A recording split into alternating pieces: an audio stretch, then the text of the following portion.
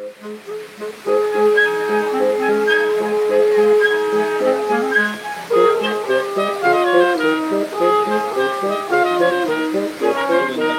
contento. Esta será la última carta que te escriba. Pasado mañana supongo que saldrás de Villa del Río hacia Cádiz. El próximo sábado te abrazaré de verdad. Tuyo, Perico.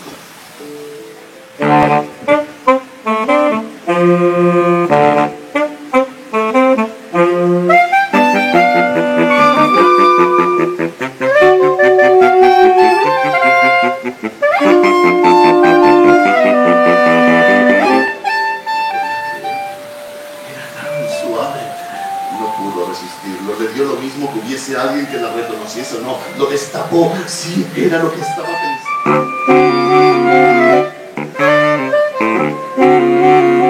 Cuando el hielo le gane la partida a la hoguera en que ardo, cuando ya sea mito mi existencia, enterradme en los bordes de la mar, donde sigan las olas defendiendo la libertad que siempre ha fecundado la isla de mi cuerpo.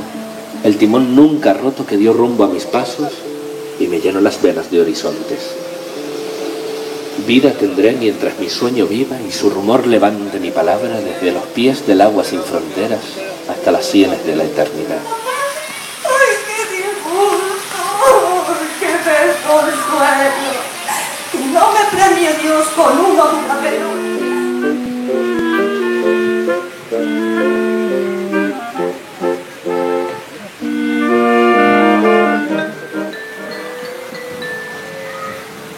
Se lo puso inmediatamente en el tren, se imaginó hermosa y elegante. Él allí sentado, Pedro García Cabrera, traje de lino claro, mentón alzado, manos en los bolsillos. Tormenta de verano, repentina y náufraga al sol, oscura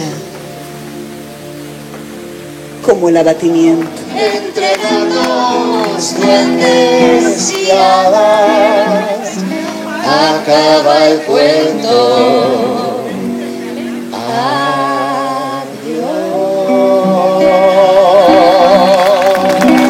Gracias. Muchas gracias, gracias.